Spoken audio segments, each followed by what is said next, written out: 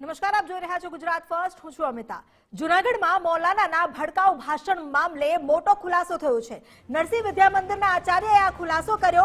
ધાર્મિક કાર્યક્રમો અંગે મેદાન માટેની મંજૂરી લીધી ન હતી. આયોજકોએ મેદાન માટેની મંજૂરી લીધી ન હતી અને સરકારી મેદાનનો મંજૂરી વગર જ ઉપયોગ કરાયો છે. આચાર્યએ આ ઘટસ્ફોટ કર્યો. આચાર્યએ જિલ્લા પોલીસ વડાને પત્ર લખીને આ અંગે જાણ કરી છે. એ જ મેદાન કે જ્યાં ભડકાઉ ભાષણ આપવામાં આવ્યું તેને લઈને હવે જે શાળાનું મેદાન હતું તે શાળાના આચાર્યએ આ ઘટસ્ફોટ કર્યો છે. નરસિંહ વિદ્યા મંદિરના આચાર્યએ ખુલાસો કર્યો કે આ જે કાર્યક્રમ કરવામાં આવ્યો છે તેને માટે મેદાનની મંજૂરી લેવામાં આવી ન હતી. આયોજકોએ મેદાન પરવાનગી વગર જ વાપર્યું. સરકારી મેદાનનો મંજૂરી વિના ઉપયોગ કરાયો છે. સ્કૂલના આચાર્યએ આ અંગે પત્ર લખીને લેખિતમાં જિલ્લા પોલીસ વડાને જાણ કરી છે. એ દિવસ કે જ્યારથી આ મુદ્દો ઉઠ્યો છે, ધાર્મિક કાર્યક્રમ, એક વ્યસન મુક્તિના કાર્યક્રમની વાત હતી, પરંતુ આ કાર્યક્રમ માટે પરવાનગી જ લેવામાં આવી ન હતી.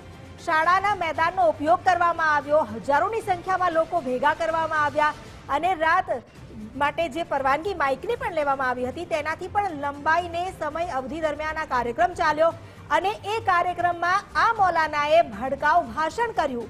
એ ગમે એટલા જવાબ આપે પણ એ જવાબ લૂલા છે. જો કે હવે આખા મામલામાં વધુ એક ખુલાસો એ પણ થયો છે કે નરસિંહ વિદ્યા મંદિરના મેદાનમાં જે આ કાર્યક્રમ થયો અને ભડકાઉ ભાષણના મુદ્દે મૌલાનાની ધરપકડ થઈ, એ મેદાનમાં કાર્યક્રમ માટે પરવાનગી લેવામાં આવી ન હતી.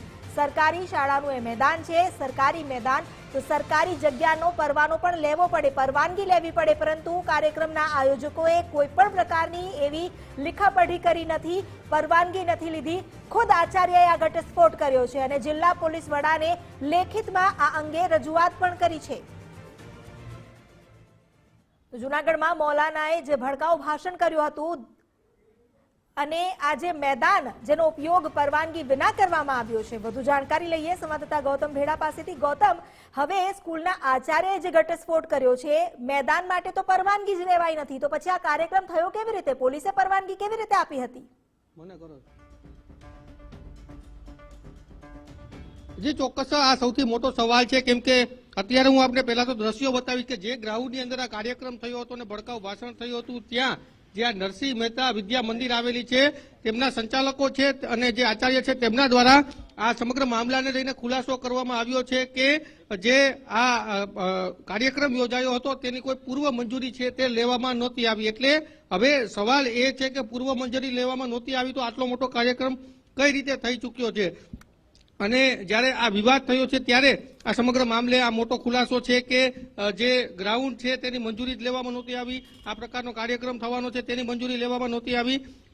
જય આપણી સાથે છે. જય, તમે જે આચાર્ય છે તેમની સાથે વાત કરી, તેઓ શું જણાવી રહ્યા છે? આચાર્ય એવું જણાવ્યું હોય કે જ્યારે આ જ્ઞાતિના છે તેના સમૂહ લગ્ન અહીંયા થતા હતા ત્યારે કોઈ પણ જાતની પણ એ મંજૂરી મહાનગરપાલિકા છે તેના દ્વારા એક મંજૂરી આપવામાં આવતી હતી, પણ જ્યારે આ કાર્યક્રમ હતો તેના માટે અહીં કોઈ મંજૂરી લેવા આવ્યું નથી તેવું એક જણાવ્યું હતું. અને આના પહેલા મહાનગરપાલિકા દ્વારા જે મંજૂરી આપવામાં આવતી એ બાબતે મને કંઈ ખ્યાલ નથી તેવું પણ જણાવ્યું છે.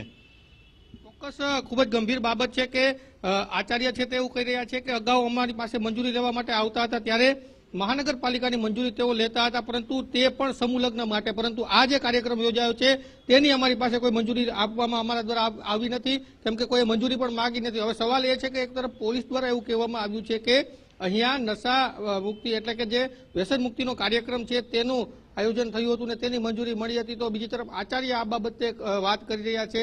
આ પ્રકારની હવે સવાલ એ છે કે તપાસની અંદર શું સામે આવે છે. જી આભાર આપનો જાણકારી આપવા માટે. તો અત્યારે પોલીસે જે જાણકારી આપી હતી, જે સમયે આ મૌલાનાને પકડીને લાવવામાં આવ્યો જૂનાગઢ, તે પહેલા એસપીએ પણ જવાબદારી નિભાવી હતી અને પોતે જાણકારી આપી હતી કે આ કાર્યક્રમ વ્યસન મુક્તિનો હતો અને તેમાં આ પ્રકારનું નિવેદન કરાયું. હવે જ્યારે પોલીસ ખુદ કહી રહી હતી કે માઇક માટેની પણ પરવાનગી આપવામાં આવી હતી, પોલીસે જે પ્રકારની પરવાનગી આપી હતી, તો અહીં એક મહત્વની પ્રોસેસ છે પાલિકાની પરવાનગી મેળવવાની. એ પરવાનગી તો લેવામાં જ નથી આવી, તો આ કાર્યક્રમ આખરે થયો કેવી રીતે? આયોજકોએ મેદાન માટે મંજૂરી જ લીધી ન હતી. પોલીસે હજુ સુધી આ મામલે શું કર્યું છે તેને લઈને પણ સવાલ ઉઠી રહ્યા છે. ધાર્મિક કાર્યક્રમ હોય કે કોઈ પણ પ્રકારનો કાર્યક્રમ હોય, જાણકારી તો એવી મળી છે, આચાર્યએ જણાવ્યું છે કે અગાઉ સમાજમાં સમૂહ લગ્ન માટે આ મેદાનને વાપરવા માટે પરવાનગી માંગવામાં આવી હતી અને તે માટે પાલિકાએ મંજૂરી આપી હતી, પરંતુ આ કાર્યક્રમને લઈને પરવાનગી, કોઈ રજૂઆત, કોઈ મૌખિક રજૂઆત નથી કરવામાં આવી. તો પછી આ કાર્યક્રમ કેવી રીતે થયો? અને થયો હજારો લોકો ત્યાં ઉમટી પડ્યા. વ્યસન મુક્તિનો કાર્યક્રમ અને હજારો લાખોની ભીડ થાય છે અને ત્યાં આ મૌલાના જે રોકે છે અને ત્યાં સુધી પ્રશાસન શું કરતું રહ્યું? શું ઊંઘતું રહ્યું? સરકારી મેદાન હતું, આ મેદાનમાં આવીને કોઈ આવી રીતે લોકોની માનસિકતા ભડકે બળે તેવા નિવેદન આપીને જાય છે અને ત્યાં સુધી તંત્રને જાણ નથી થતી. મુફ્તી સલમાન અઝહારી મૌલાના જેની હવે વધી શકે છે મુશ્કેલી, કારણ કે જૂનાગઢ પોલીસ જ નહીં પરંતુ કચ્છ પોલીસે પણ મૌલાનાનો હવે કબજો મેળવવા કાર્યવાહી કરી છે. કચ્છ પોલીસ આજે મૌલાનાનો કબજો મેળવી શકે છે. સામખિયાળી ખાતે પણ મૌલાના સામે ગુનો નોંધાયો છે. મૌલાના વિરુદ્ધ ભડકાઉ ભાષણ મુદ્દે ગુનો નોંધવામાં આવ્યો છે.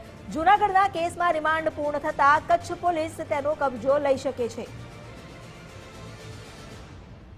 સામખિયાળામાં પણ એક કાર્યક્રમ થયો હતો અને એ કાર્યક્રમ દરમિયાન તેણે ભડકાઉ ભાષણ આપ્યું હોવાની જાણકારી મળતા પોલીસ એ દિશામાં કામે લાગી છે. તપાસ કરતા એ વિડીયોના અંશ પણ મળી આવ્યા. આખરે તેની સામે સામખિયાળી પોલીસે ગુનો નોંધ્યો છે અને હવે કચ્છ પોલીસ મૌલાનાનો કબજો લઈ શકે છે. આજે લગભગ 4 વાગ્યા આસપાસ જ્યારે મૌલાનાને રિમાન્ડ પૂર્ણ થતા જૂનાગઢ કોર્ટમાં રજૂ કરવામાં આવશે તો ત્યારબાદ આ મૌલાનાનો કબજો કચ્છ પોલીસ લઈ શકે છે. એક તરફ જૂનાગઢ કેસમાં રિમાન્ડ એના 20 કલાક પૂછપરછ થઈ, 20 કલાકના રિમાન્ડ મેળવ્યા હતા. હવે જૂનાગઢ પોલીસ તેને રજૂ કરશે કોર્ટમાં, ત્યારબાદ કચ્છ પોલીસ તેનો કબજો મેળવી શકે છે. એટલે એક બાદ એક મુસીબત આ મૌલાનાની વધી રહી છે. ગુજરાતમાં આવીને ભડકાઉ ભાષણ કરવું એ ગુજરાતી પ્રજા ક્યારેય સાખી નહીં લે, ગુજરાતીઓ સાખી નહીં લે. પોલીસે પણ આ અંગે કામગીરી કરી છે. ન માત્ર જૂનાગઢમાં પરંતુ કચ્છમાં પણ મૌલાનાની વિરુદ્ધ ગુનો દાખલ કરવામાં આવ્યો છે. હેટ સ્પીચ અને ધાર્મિક લાગણી દુભાય તે પ્રકારની કલમ સાથે આ ગુના નોંધવામાં આવ્યા છે. મૌલાના વિરુદ્ધ ભડકાઉ ભાષણ મુદ્દે ગુનો નોંધાયો છે. આ પહેલીવાર નથી. ગુજરાતમાં આ વખતે એને ફરી આ રીતના 2 કેસ નોંધાયા છે. તો મૌલાનાની જો ઇતિહાસ પણ જોઈએ તો 2015થી આ રીતે મૌલાના સામે ગુના નોંધાતા રહ્યા છે. 2015માં પણ લગભગ 4 સ્થાન પર તેની સામે હેટ સ્પીચ અને ભડકાઉ ભાષણને લઈને ગુના નોંધાયા હતા. હવે 2024માં ફરી એકવાર જૂનાગઢ અને કચ્છમાં તેની સામે હેટ સ્પીચ અને ધાર્મિક લાગણી દુભાવવાના કલમ અંતર્ગત ગુના નોંધાયા છે. મોટો ખુલાસો તો એ થયો છે કે જે જૂનાગઢમાં ભડકાઉ ભાષણથી આ મુદ્દો સામે આવ્યો એ કાર્યક્રમની પરવાનગી લેવામાં આવી હતી કે કેમ તેને લઈને સવાલ ઉઠ્યા છે. સરકારી મેદાન જેનો ઉપયોગ કરવામાં આવ્યો, મંજૂરી વગર જ ત્યાં આ કાર્યક્રમ યોજી દેવામાં આવ્યો હતો. ગુજરાત ફર્સ્ટની સ્ક્રીન પર આપ જે લેટર જોઈ રહ્યા છો એ નાયબ પોલીસ અધિક્ષકને લખવામાં આવ્યો છે અને નરસિંહ વિદ્યા મંદિરના આચાર્યએ લખ્યો છે, જેમાં તેમણે સ્પષ્ટ કહ્યું છે કે શાળાના મેદાન બાબતે કોઈ પણ પ્રકારની પરવાનગી લેવામાં નથી આવી. તેમણે આ જાણકારી જિલ્લા પોલીસને આપી છે અને જણાવ્યું છે કે અગાઉ જ્યારે સમૂહ લગ્ન થતા તો તે સમયે પરવાનગી લેવામાં આવી હતી. પાલિકાએ પરવાનો આપ્યો હતો, મંજૂરી આપી હતી, પરંતુ વ્યસન મુક્તિનો જે આ કાર્યક્રમ હતો, એક ધાર્મિક કાર્યક્રમ હતો, તેને લઈને પરવાનગી માંગવામાં જ નથી આવી. તો આ પરવાનગી વગર કાર્યક્રમ થયો કેવી રીતે તે પણ એક સવાલ છે. પોલીસે માઇકની પરવાનગી આપી તો શા માટે આ જે પરવાનગી છે તે નથી લેવામાં આવી? આખરે ક્યાં ચૂક રહી છે? કેવી રીતે શું પ્રશાસન ઊંઘતું હતું? તે પણ સવાલ થઈ રહ્યા છે. નરસિંહ વિદ્યા મંદિરના આચાર્યએ આ ખુલાસો કર્યો છે અને સ્કૂલના લેટર પેડ પર તેમણે પોલીસ અધિક્ષકને લેટર લખીને આ જાણકારી આપી છે. મુફ્તી સલમાન અઝહરી મૌલાના જેની વધી શકે છે મુશ્કેલી. ન માત્ર જૂનાગઢમાં પરંતુ કચ્છમાં પણ તેની સામે કસાયો છે. કાયદાનો કસાઈ શકે છે. અમારી સાથે ગૌતમ ભેડા જોડાયા છે, તેમની સાથે પણ વાત કરીએ. ગૌતમ, જૂનાગઢમાં તો તેની પર તવાઈ આવી અને તેને હવે કોર્ટમાં રજૂ કરાશે, પણ કચ્છમાં પણ સામખિયાળીના કાર્યક્રમને લઈને હવે કચ્છ પોલીસ તેનો કબજો લઈ શકે છે. શું પ્રક્રિયા રહેશે? કચ્છ પોલીસ શું કામગીરી કરી રહી છે? જી ચોક્કસ કાયદાકીય પ્રક્રિયાની જો આપણે વાત કરીએ તો આજે 4 વાગ્યા સુધીના જે રિમાન્ડ છે મૌલાનાના તે અંતર્ગત જુનાગઢ પોલીસ છે તે આ સમગ્ર મામલાની તપાસ કરી રહી છે. જે જુનાગઢની અંદર કાર્યક્રમ યોજાયો હતો તેની ત્યારબાદ જે સામખિયાળી ખાતે જે કેસ નોંધાયો છે મોલાના વિરુદ્ધ, તેને લઈને કચ્છ પોલીસની ટીમ છે તે કચ્છથી રવાના થઈ ચૂકી છે. થોડી વારમાં તેઓ જુનાગઢ ખાતે પહોંચશે. જુનાગઢ જે આજે 4 વાગ્યા સુધીમાં મોલાના છે તેને રજૂ કરવામાં આવશે ને તેને રજૂ કર્યા બાદ જે આ સમગ્ર મામલો છે તેમાં સામખિયાળી પોલીસ એટલે કે જે કચ્છ પોલીસ છે તે મોલાનાનો કબજો લેશે. જો મોલાનાના વકીલ છે તેમના દ્વારા જો જામીન અરજી મૂકવામાં આવશે તો જામીન મળ્યા બાદ તેનો કબજો લેશે.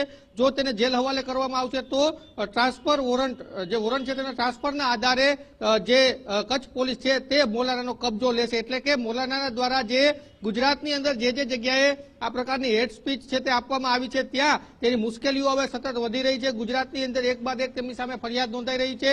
જુનાગઢની અંદર સૌપ્રથમ આ કેસ નોંધાયો હતો, ફરિયાદ નોંધાઈ હતી ને ત્યારબાદ હવે કચ્છની અંદર પણ જે આ કાર્યક્રમ યોજાયો હતો તેમાં મોલાના દ્વારા જે સ્પીચ આપવામાં આવી હતી તેમાં મોલાનાની મુશ્કેલીમાં વધારો થયો છે. જી બિલકુલ જોડાયેલા રહેજો, આપની સાથે વધુ વિગતો પણ મેળવીશું. જૂનાગઢમાં જ્યાં મૌલાનાએ ભડકાઉ ભાષણ આપ્યું પણ ત્યારબાદથી તેની મુશ્કેલીઓ વધી રહી છે. જૂનાગઢ પોલીસે જ્યારે તેની સામે ગુનો દાખલ કર્યો અને તેને મુંબઈના ઘાટકોપરથી અમદાવાદ એટીએસની મદદથી પકડી લાવવામાં આવ્યો. જૂનાગઢમાં તેને કોર્ટમાં રજૂ કરવામાં આવ્યો અને તેની રિમાન્ડ મેળવવામાં આવી હતી. મૌલાનાના રિમાન્ડ પૂર્ણ થતા હવે ફરી તેને આજે કોર્ટમાં રજૂ કરવામાં આવશે.